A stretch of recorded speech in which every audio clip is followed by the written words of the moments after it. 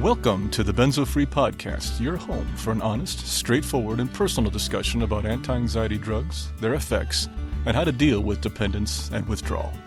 Whether you have taken benzodiazepines, Z drugs, or any other tranquilizers, know someone who has, or you just want help dealing with chronic anxiety and insomnia, this is your podcast. I'm your host, D.E. Foster, author of the book, Benzo Free, The World of Anti-Anxiety Drugs and the Reality of Withdrawal. I'm so glad you joined us today. Please stick around and let me bend your ear for a few minutes. You just might feel a little better on the other side.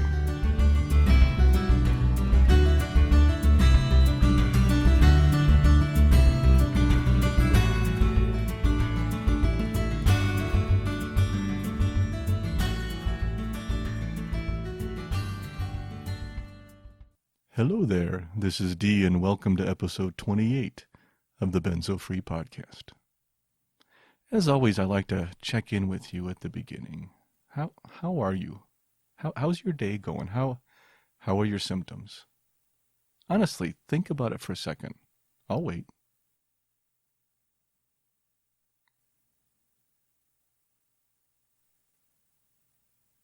So, what response did you come up with? Is it a good day or a bad day? I'm sure many of you might have said bad day, but a few of you said good. And for those of you who said good, write that down. Remember it. It's so easy to remember the bad days, but we so often forget the good ones. And that creates a distortion of the perception of our condition. And distortions and perceptions, as you might have noticed by our title, is our topic of the week. But we'll get to that in a little bit. As many of you have noticed, it's been a wild ride at Benzo Free lately. On July 11th, World Benzodiazepine Awareness Day, I hosted our very first live feed on the WBAD Facebook page. We had a few technical difficulties kicking off, but I think it went pretty well. If you were watching, let me know. I have to admit I was nervous going in. I usually can do public speaking without breaking a sweat, but this was my first live stream, and honestly, with protracted benzo withdrawal, I have more anxiety than I used to about certain things. I shared my anxiety with my wife, and I had her on standby, as I mentioned in the live stream, in case nobody showed up to ask questions. Thankfully, that was not the case, and I had trouble keeping up with the questions, and I really appreciate that. I hope it was helpful to some. And I just want to say I truly enjoyed the experience. And I want to thank WBAD for hosting this wonderful event. If you didn't get a chance to watch it, but you'd like to check it out, I posted a link to the video on our website at benzofree.org, or you can go to WBAD's Facebook page into their video sections and see all the ones that were hosted for that day. After this event, I was very eager to hear from some of the people who were new to Benzo Free, who might have tuned into the live stream but haven't listened to the podcast or been to the website. Unfortunately, we had a glitch. We experienced some server problems on our website that same week, as many of you know by now, and anyone who tried to contact us probably couldn't have gotten through. At first, it looked like this was just an email problem with our email accounts for podcast@, support@, and admin@benzofree.org. And on top of that, what complicated the matter was that our feedback form from our website uses one of those email addresses to send me the information. Thus, I received nothing that was submitted via that form while these email addresses were down. This was possibly the worst week of the year for this to happen with the WBAD event, but I did finally get them back online after a couple of days, well, at least temporarily. After announcing that the email accounts and our feedback form were back online, I lost them again. I contacted my hosting provider again, and when they investigated it, they discovered malware, which is like a virus, on my account, and they shut it down completely. Just took our website right offline. And they referred me to a site security firm to help me clean it, who charges hundreds of dollars for their services, money I just didn't have. Thus, I started to work the problem and found the pages that were infected, removed them or cleaned them, reloaded a backup copy of the site, and got the site back up and running on Saturday. Since then, I have added some additional malware protection on our site, which hopefully will prevent this from happening in the future. Through all this, I just want to say thank you to everyone for your patience in this matter. I'm so sorry for any inconvenience it may have caused, and I hope you will stick with Benzo Free, return to the website, and stick with us as we move forward. One important note I do want to make clear here is that if anyone sent an email to any of those email addresses, podcast@admin@ or support@benzofree.org, or completed the feedback form in the last week or two, and have not received a direct email response from me, then I did not receive your comment, question, story, or suggestion. And please, I hope you will try again because I really want to hear from you. Okay, that is done. Moving on. The good news this past week was after we remedied the website issues, I did get away to the mountains for a short weekend. Not as long as I had hoped, and not quite as relaxing as I would have wished, but still, it was good to get away.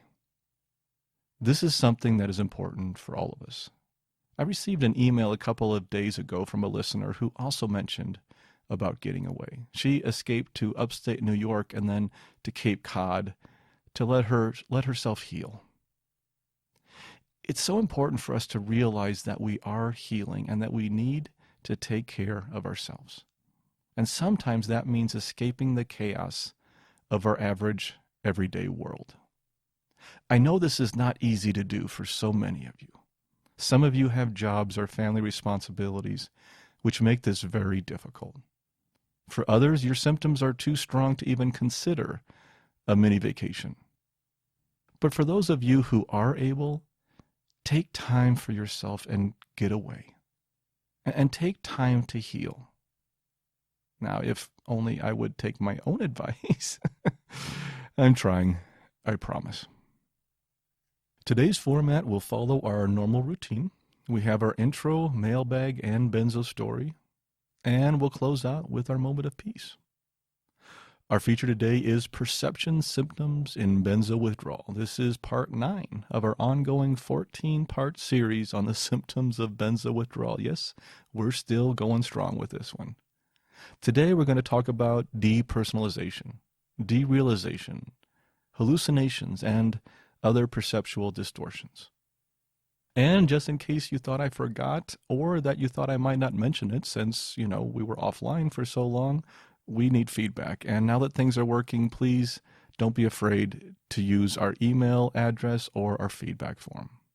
Questions, comments, stories, suggestions, corrections, additions, why there are only 9 planets in our solar system and then we're 8 and now there may be 9 again or even more. I just can't keep up. Anyway, I need feedback. This is your podcast, and the more content I can share from you, the more Benzo Free becomes the community it was designed to be. So please, tell us what you think.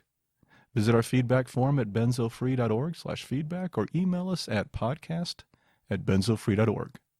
And don't forget to sign up for our mailing list at benzofree.org/subscribe. If you want to know about anything related to Benzo Free, sign up for our email list. That is our primary form of communication. And please remember that the Benzo Free podcast is for informational purposes only and should never be considered medical advice. If you are listening to this podcast on one of our providers, please leave feedback on that carrier. This helps new listeners find us. Okay, let's move on to our mailbag. Today we have 2 questions in the mailbag. The first one is from Annie in Vero Beach, Florida, USA. Annie says, I would like your opinion on something. I have been an RN for 37 years. Never once in all those years did anyone tell me or teach me how bad benzo withdrawal can be. My doctor sure didn't, not even the psych doc who prescribed for me the last 12 years. I have always figured that perhaps such a small percent of people do have a bad withdrawal, that we are written off as neurotic if we tell them the truth. What do you think on this subject? What is keeping the whole truth from everyone? All of my buddies wonder about this, and almost all of us think at first we have gone insane. I know I sure did. Thank you, Annie. Really appreciate the question. I struggle with this one a lot. I agree. It feels like this should have been solved many, many years ago, but it's not. These drugs have been on the market for over 50 years. What's taking so long? What first came to mind when I read Annie's email was the interview with Dr. Stephen Wright we did. I asked in that conversation what it's going to take to actually change things. And he said a crisis. I'm afraid he may be right. We are all creatures of habit and tend to think that what we believe is right. And that includes doctors just as much as the rest of us. According to the research I did for my book, about 45% of long-term benzo users, that's people who have taken the drugs longer than 2 to 4 weeks of continuous use, will experience a difficult withdrawal period. And that about 10 to 15% will experience protracted withdrawal, lasting longer than 18 months past your last dose. Now, these numbers are just composites I've averaged from a collection of statistics from Ashton and others. Other numbers may vary, and it depends on your source. But that being said, the number of people who experience problems with withdrawal can be as high as half. And if that's the case, then why aren't more people knowledgeable about this? One factor in this might be that many people who are experiencing withdrawal problems have no idea what's causing them. Many don't even know these drugs can cause symptoms, so they might suffer symptoms and may even get them checked out and then get misdiagnosed for a series of ailments, including muscle strain or neuropathy or hot flashes, perimenopause, tinnitus, depersonalization, derealization, Alzheimer's, Parkinson's, MS, and so many others. And they are never told their symptoms may be related to these drugs. So, as for what percentage of patients which have withdrawal symptoms and know they are related to withdrawal, or have a doctor who knows they are related to withdrawal, or even has a doctor who will believe them, well, that number might be pretty low. And when a doctor might see a patient withdraw without any serious complications, which some do, they also might assume all patients will have a similar experience. This is a complicated problem, and I'm only covering a few possibilities for why this is still going on. But this needs to be handled at multiple levels, and it is. A lot of good people are working on this. But it's tough to change the minds of thousands of people, even an entire institution, like the medical community, especially when they have been told that these drugs are safe by so many others. Let's take our next question. This one is from Trevor in Canada.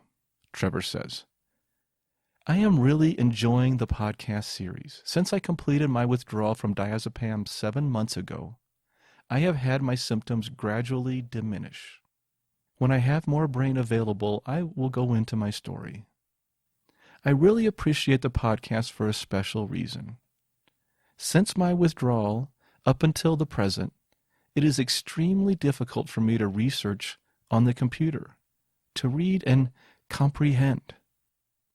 By the time I spend about 10 to 15 minutes trying to research and understand some aspect of my symptomology, my head is clouded, clenched, and my whole body is buzzing. So information on what I was going through came in concentrated bursts when I forced myself to understand something important or urgent. Because of this approach, I never had a broad, overall understanding of BWS. Your podcasts are wonderful for me because I can gain information and understanding without the pain, discomfort, and follow-up destimulation relaxation required when I do my own research. It has offered understanding on a few areas that I hadn't really paid much attention to previously, as they seemed non-urgent.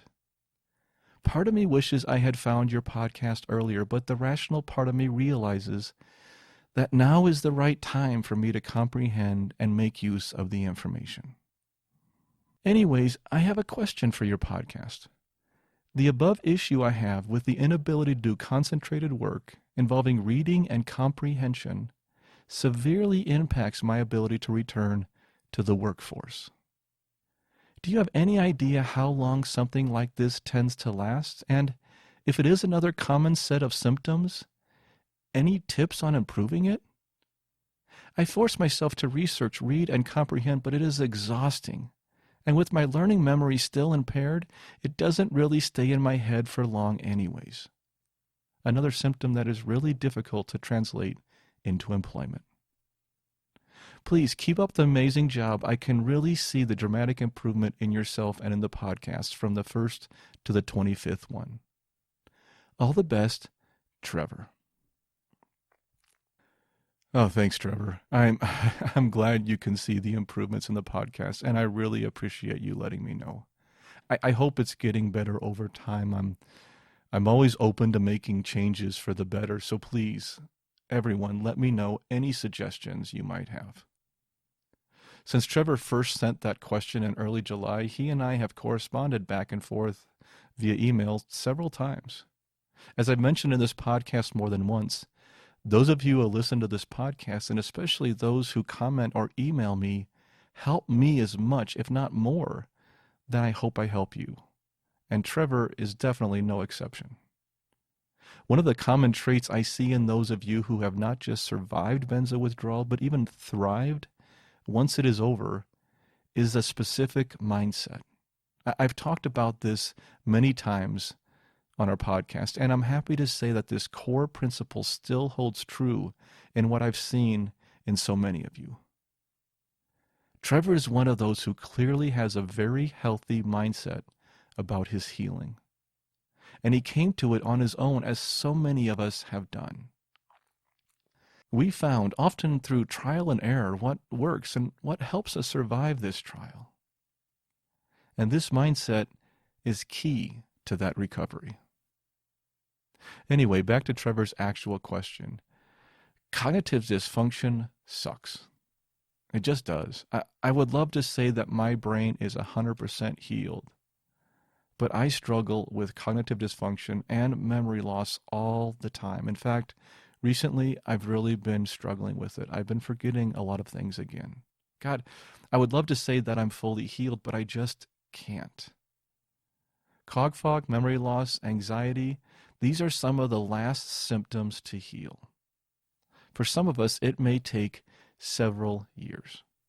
Regardless of how desperately so many of us want a timeline on our healing, there is none.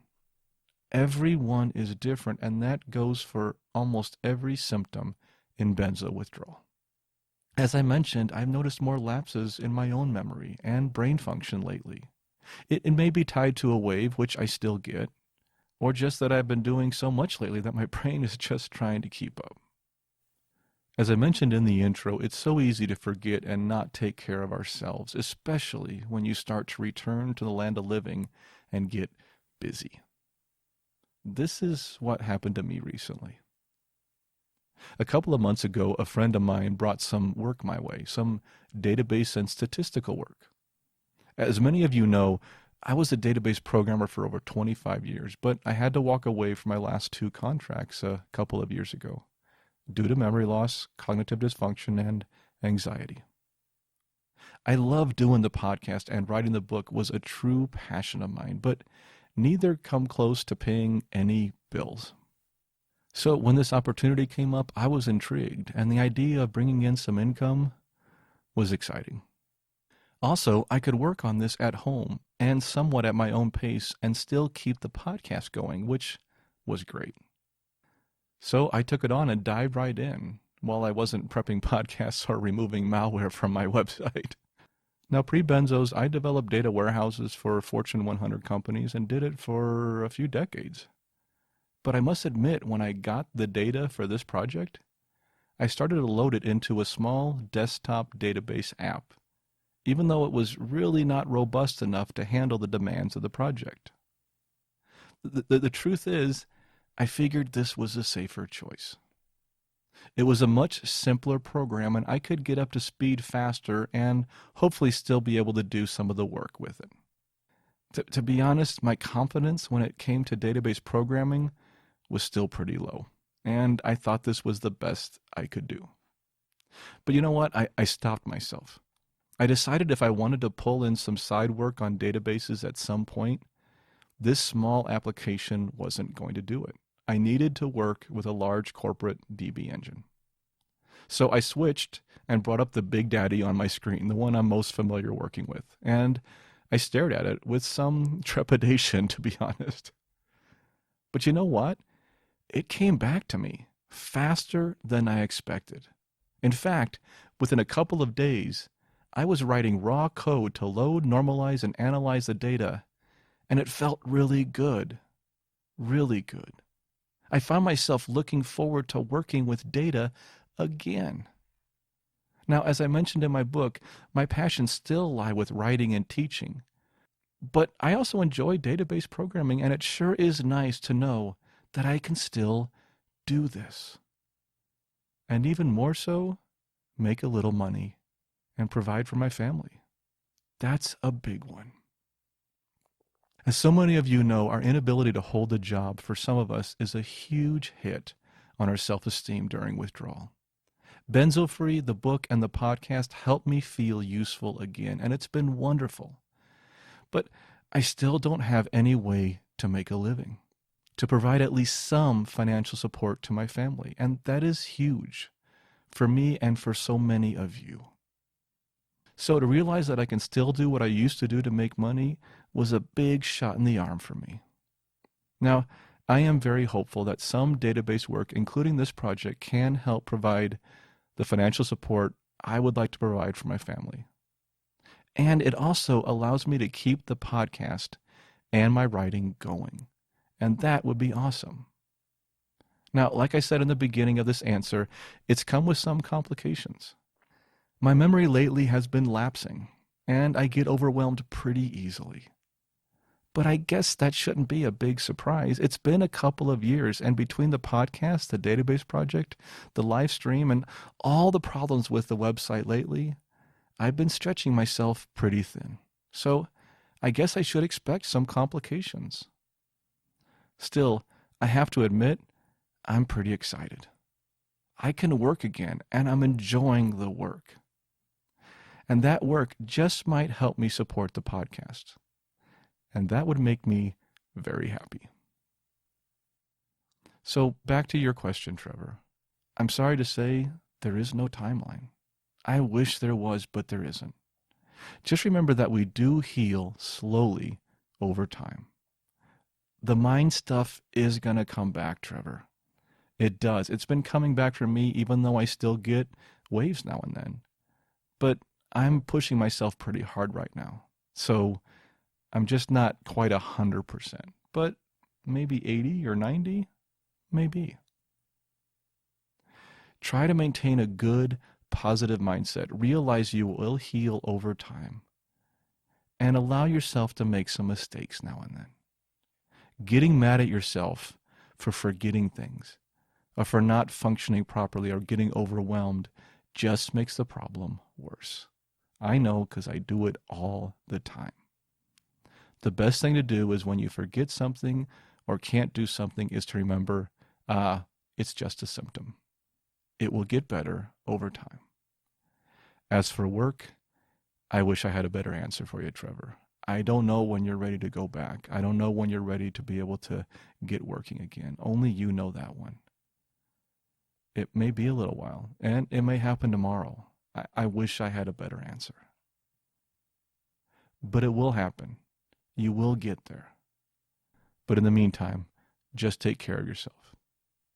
And write back soon. It's always good to talk with you. And that closes our mailbag for today. I know it was a little bit long, but had some good ones I wanted to elaborate on, so I hope you didn't mind. Sorry if I carried on a little bit on that last one with my own story, but I thought it might have been relevant, and I hope you feel the same way. Let's move on to our Benzo story.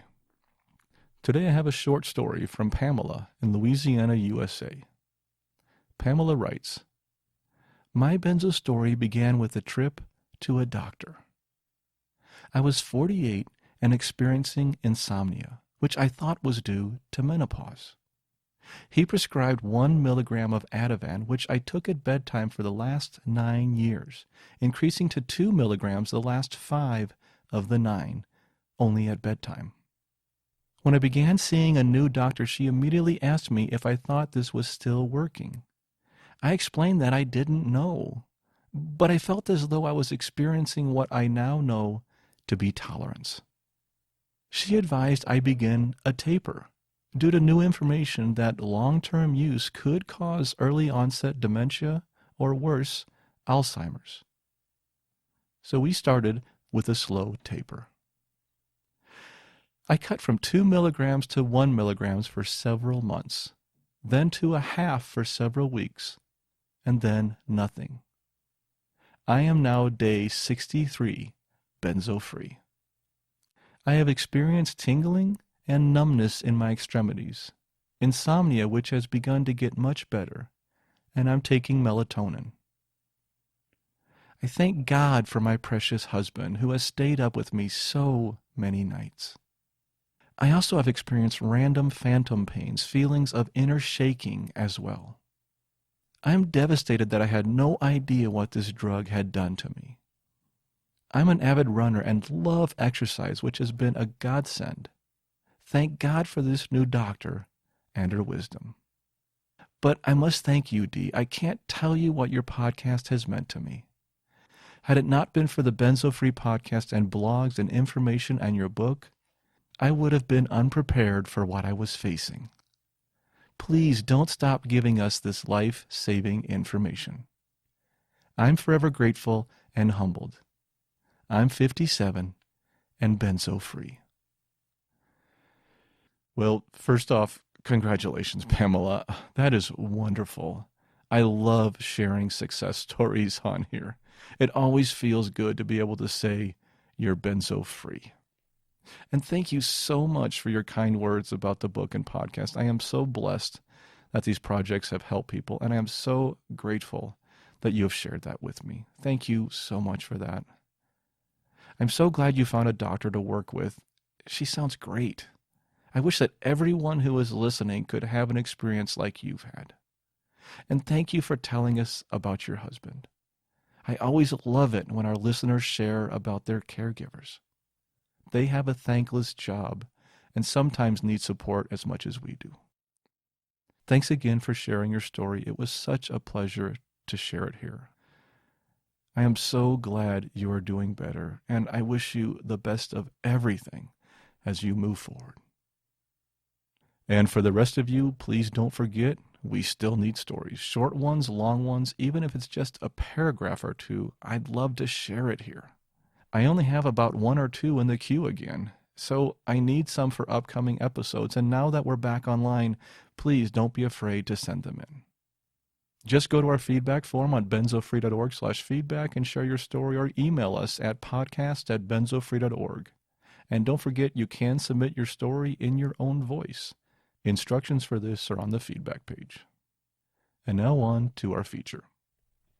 Today, our featured topic is perception symptoms of benzo withdrawal. This is part 9 in our ongoing series of benzo withdrawal. And as I mentioned in the intro, the symptoms in this category include depersonalization and derealization, hallucinations, and other perceptual distortions.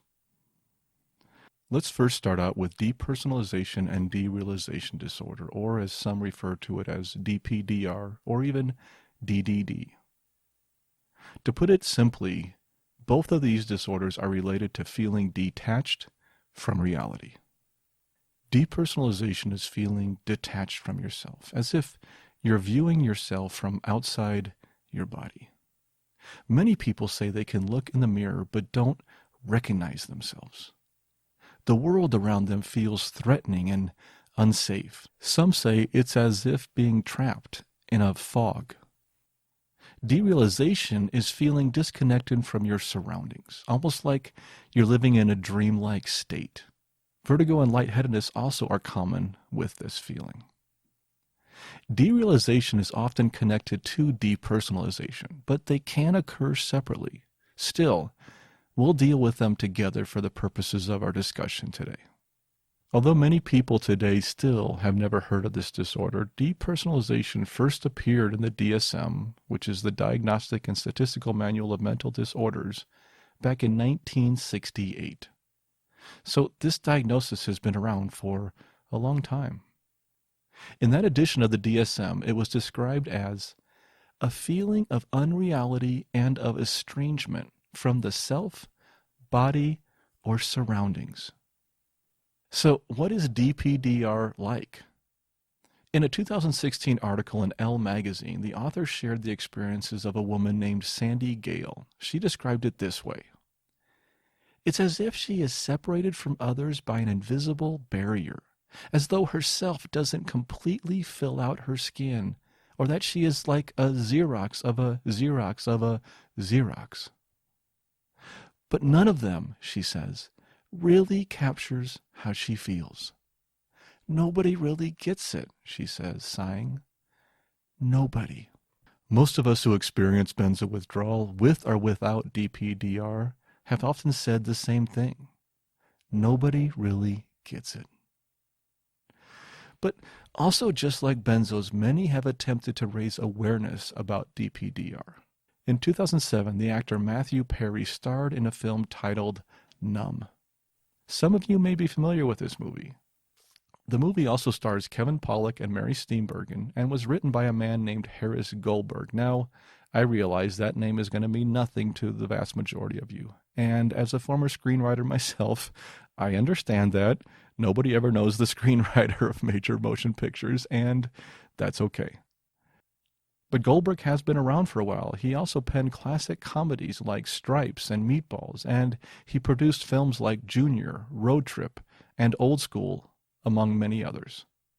The film Numb was also Goldberg's directorial debut. He chose this film to direct because it was very close to his heart. Why? Well, you might be able to guess. Harris Goldberg also suffers from depersonalization himself. Now, I mention that movie here because, honestly, there's not a lot of films that cover conditions like ours, like DPDR or benzo withdrawal. And, honestly, I'm not even recommending this movie to anyone, primarily because, well, I haven't seen it yet. Watching movies about mental health was a trigger for me during withdrawal, so even though I came across it when I was writing my book, I avoided it at the time. But now, honestly, I think I might check it out. In fact, I might even go see if I can find it online and watch it tonight. In a 2007 article in the Huffington Post by Goldberg, he shares a bit about his experience with depersonalization. He says, "Before Numb, I was considered a high-concept studio comedy writer. Little did I know during those years of delivering broad films, with big set pieces to score that high double-digit opening weekend, my mind was getting ready for something I could never have predicted." The prediction came true on the night of February 14th, 1991, where I hit a wall so bizarre, so strange, so painful that I'd wonder if I'd ever make it out alive. It took years of silent suffering before I had the wherewithal to write what was happening to me. I called it Numb because that's exactly how I felt. Numb to everything around me, including myself. No one ever knew. No one could ever tell. It's ironic that as I research more about DPDR in the general public, the similarities not just of DPDR as a symptom of withdrawal, but to benzo withdrawal as a whole. The lack of knowledge of these disorders in the general public, the feelings of isolation, of suffering, and especially the realization that no one else truly understands what we're going through. These commonalities exist throughout so many psychiatric conditions. Now, let's take a look at depersonalization and derealization within benzo withdrawal. You know what? I think the best place to look for a good description of DPDR within benzo withdrawal is from you, the listener. This one is from one of our listeners. "I live with this overwhelming, horrible feeling of being inside a plastic bag that is smeared with Vaseline. Here, but not quite, a foggy, distant feeling of having a stuffed up head that doesn't quite describe it either. I guess it is depersonalization, this weird sense of being separate from the world and everything around me. I forget about it only when I am engaged with another person. Not sure it goes away, but I lose awareness of it for periods of time, fleeting ones. That in some ways is the worst symptom. Just feels like something needs to pop in my head and clear out. Stuck inside of this little cage of my brain, wanting so much to feel clear again. Be able to think clearly and write and create again. I thought that was an excellent explanation of this symptom, and I thank so much to the listener who shared that with me. According to Professor Ashton, derealization and depersonalization are most frequent with rapid withdrawal from benzos, and especially with withdrawal from clonazepam or Klonopin. She explains it this way. In these states, the person seems detached from his body and seems almost to be observing it from the outside. Similar experiences are described in near-death states, when the individual feels that he is hovering above his body, detached from the events occurring below. They are also described by people involved in extreme emergencies and in individuals subjected to torture. They are clearly not specific to benzodiazepines. Ashton also adds that these symptoms can be part of our normal defense reaction to excessive suffering. She adds, they may involve a primitive brain mechanism similar to the freezing of some animals when presented with an inescapable danger. She does emphasize in her manual, as she does with almost all symptoms, that these feelings resolve over time and are not a sign of someone who is abnormal or crazy. Depersonalization and derealization is very bizarre, and it's a very frightening condition. Unfortunately, it is also very common in benzo withdrawal. I haven't really experienced this symptom directly, but I've corresponded with so many of you who have. I say haven't really because I have noticed very mild signs, I think, of this on occasion, but nothing significant or recurring, and I might just be imagining things. I guess, well, that might be part of it. Anyway, I really can't relate to this ongoing symptom. It's just not one I have experienced. But for those of you who do have this symptom, it is a true struggle, and I get that, and I completely empathize with your plight. One of the key hurdles in benzo withdrawal is that it not only causes all of these physical symptoms, some painful and even debilitating, but it also affects our mental capabilities to handle them rationally. Our memory lapses, we get overwhelmed easily, we get angered easily, we can't think straight, we have increased anxiety and depression. And on top of all that, many of you also have a sense that you are not yourself, or that the world around you is not real. It's not fair. Aren't these physical symptoms we have to deal with enough? Isn't this enough to deal with? We don't have to toss on this whole mental anguish on top of it? I don't know. Sometimes I too get carried away with what we are going through, and it overwhelms me, as I know it overwhelms so many of you. I wish I could make it go away, but you know I can't. The good news is that these sensations usually abate over time, and that there is treatment. In fact, we're going to talk more about this after we touch on a few other symptoms first. Now, let's take a look at hallucinations and perceptual distortions. The DSM-5 defines hallucinations as perception-like experiences that occur without an external stimulus. I like simple explanations like that. So basically, it is experiencing something visual, auditory, tactile, etc., which was not stimulated by something external. Hallucinations are perhaps the most terrifying of all possible symptoms. Much like DPDR, they are more common in people attempting rapid detox from benzos, and are very uncommon with a slow taper. Ashton said the following about hallucinations in her manual.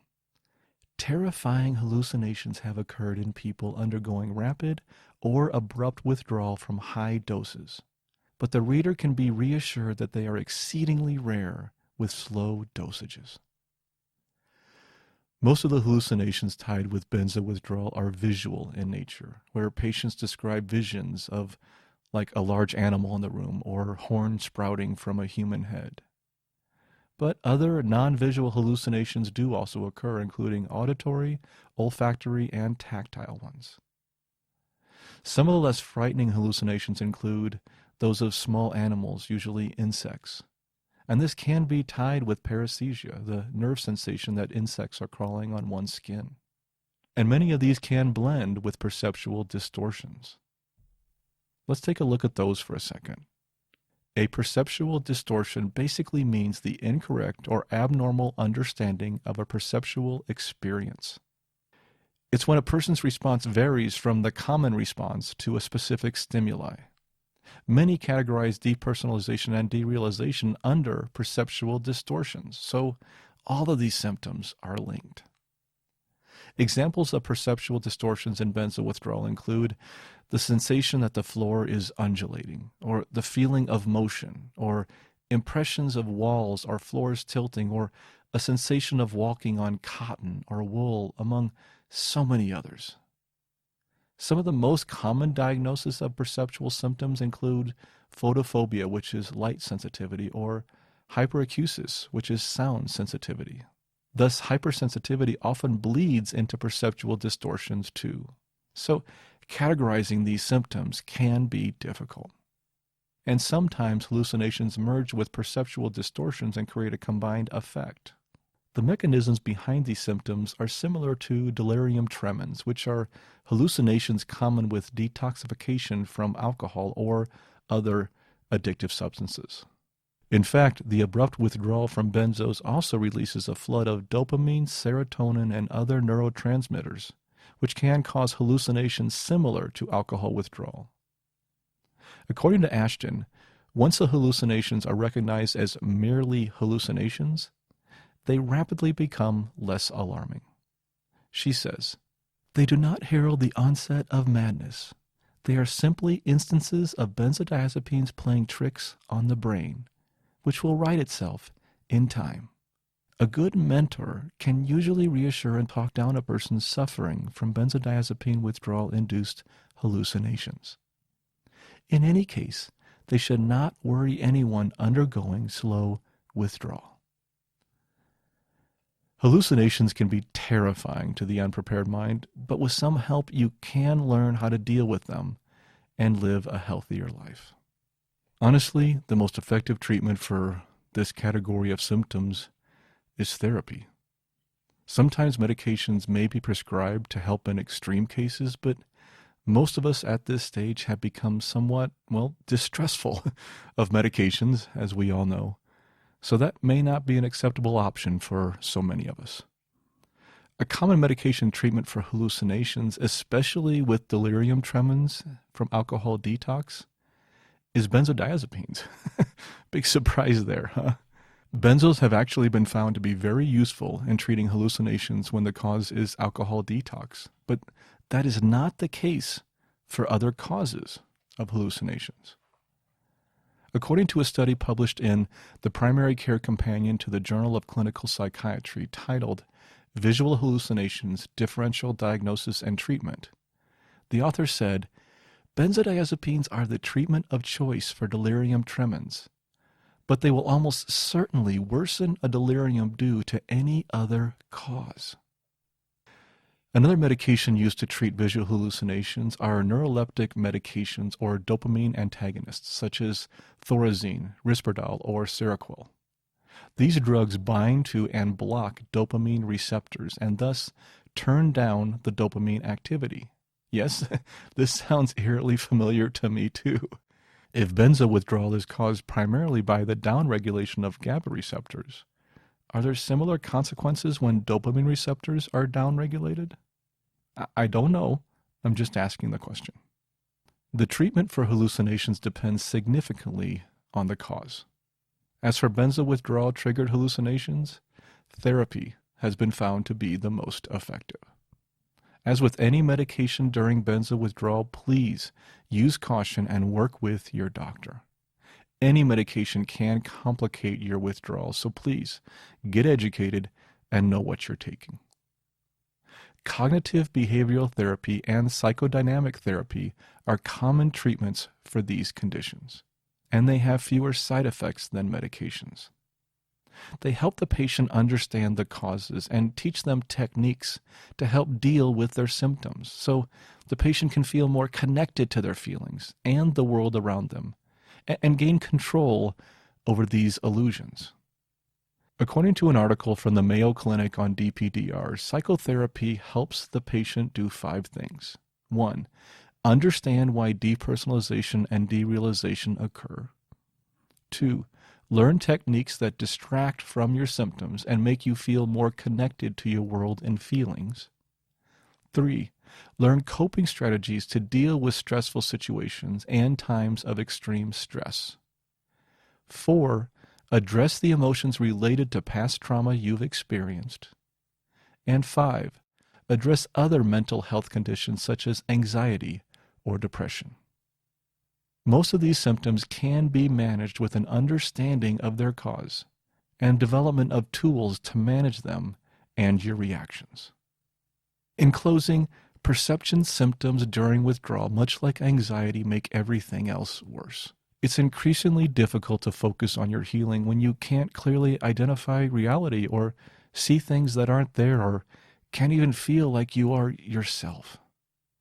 The good news, as I've said 100 times, is that these symptoms of benzo withdrawal are temporary, and they do ease with time.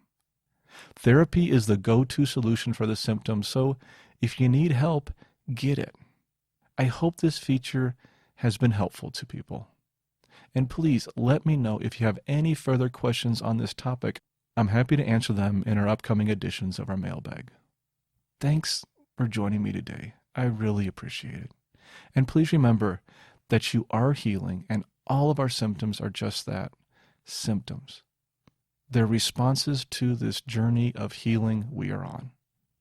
Symptoms come and they go, and the less we focus on them, the less power they have over us. And that wraps up our feature. Before we ease into our moment of peace, give me just 30 seconds for our disclaimer. This podcast is for informational purposes only and should not be considered medical advice in any way. The host of this podcast is not a medical professional, nor is he engaged in rendering medical, health, or psychological advice, nor any other kind of personal or professional services. The views and opinions expressed by our listeners and interview guests on this podcast, whether read from textual submissions or presented in their own voice, do not necessarily reflect those of the Benzo Free podcast or of its host. Withdrawal, tapering, or any other change in dosage of benzodiazepines, non-benzodiazepines, or any other prescription drug should only be done under the direct supervision of a licensed physician. Our full disclaimer can be viewed on our website at benzofree.org/disclaimer. And that brings us to our closing, our moment of peace. It's just 1 minute, and it's an opportunity to quiet your mind a bit before you return to the chaos of the real world. The way this works is that I will give a brief introduction, perhaps a suggestion of something to focus on. Then I will play a soft bell, which will indicate the start of the 1 minute. This will be followed by another soft bell, which will indicate the end of 1 minute. And that will be the end of the episode. Feel free to continue to meditate if you choose. If not, continue on with your day. Please remember that should you not be in a safe place, this is not the time to do this. Please wait until you are in a place where you can close your eyes and meditate safely. Today we are going to return to loving kindness meditation, or metta meditation. This is one of my favorites. It's quite simple, actually. In metta meditation, you are sending out goodwill. Mantras vary depending on the message you want to convey, but they usually start with "may I" or "may you feel." You can send this to yourself, a loved one, a friend, a stranger, or even a perceived enemy. Some of my favorite mantras in metta meditation are "may you be at peace," or may you feel loved, or may you be safe or happy. A good one for Benzo Withdrawal is, may you be free of suffering. When you say your mantra, try and feel the emotions linked to it and send them along with your message. Let's get started. Close your eyes and relax.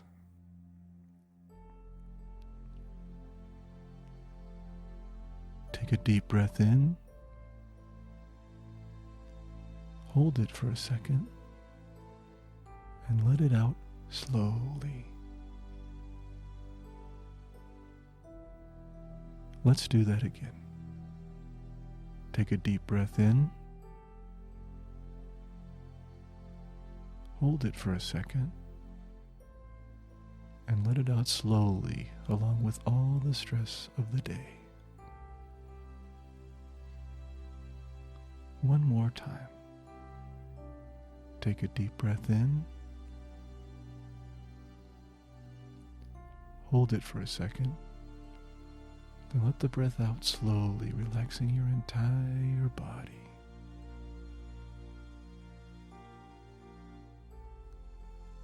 Now just breathe slowly and naturally. And focus on your mantra such as, may you be free of suffering.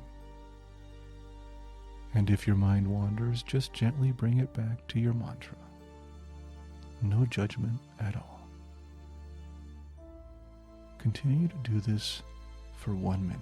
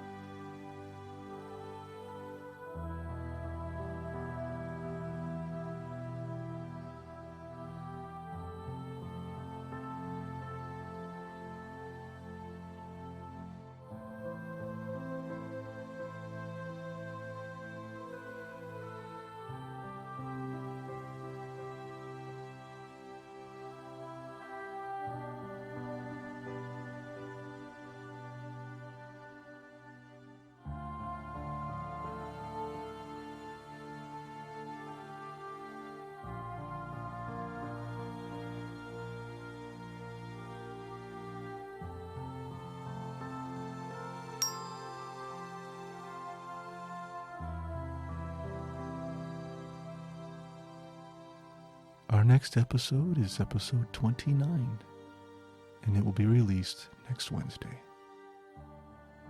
Thank you again for joining me today, and please let me know how we did.